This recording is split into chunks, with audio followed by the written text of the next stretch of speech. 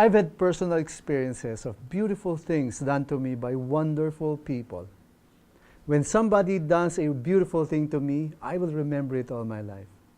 There was one time when my family was going through a very difficult time financially. Medyo gipit ako noon, and we were struggling to pay my kids' school bills.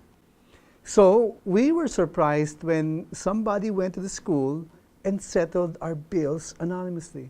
Grabe, that was such a blessing. It was a very gracious, extremely generous act by a kind-hearted person that I and my wife really thank the Lord for. Now, there was one such beautiful act that somebody did for Jesus just a few days before his crucifixion. We can read it in the book of Mark. Here's how it went. And while he was in Bethany, in the house of Simon the leper, as he was reclining at the table, a woman came with an alabaster flask of ointment of pure nard, very costly, and she broke the flask and poured it over his head.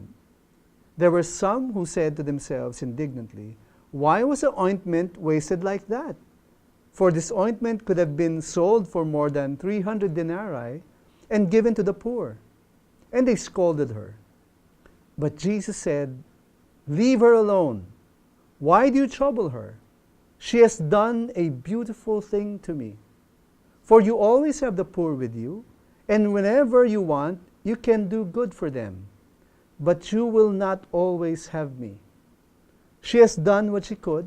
She has anointed my body beforehand before burial. And truly, I say to you, wherever the gospel is proclaimed in the whole world, what she has done will be told in memory of her."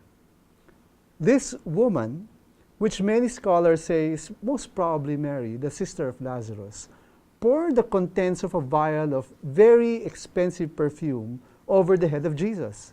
Now, that was not normal. That was a very extravagant act. What was the value of the perfume? The disciples said it could be sold for 300 denarii, or the equivalent of 1 year's wage. If we think of it in terms of the daily wage of the Philippines, a perfume could be worth at least 100,000 pesos. That's expensive. That was probably her most valuable possession. And she gave it all to honor Jesus. Nothing was put to waste. For her, it was all worth it. Walang nasayang. You get the idea of how much she loved her Lord. When you do something out of love for the Lord Jesus, when you do something sacrificial or something that costs you a lot personally, people take notice and are confounded by what you're doing. When you do something remarkable and you're not doing it for publicity, when you do something that brings honor to Jesus, I think you're doing a very beautiful thing. And the Lord remembers that. So, have you done a beautiful thing for the Lord Jesus lately? It will be a natural expression of your faith. The more you love Jesus, the greater the beauty of what you're capable of doing for the Lord.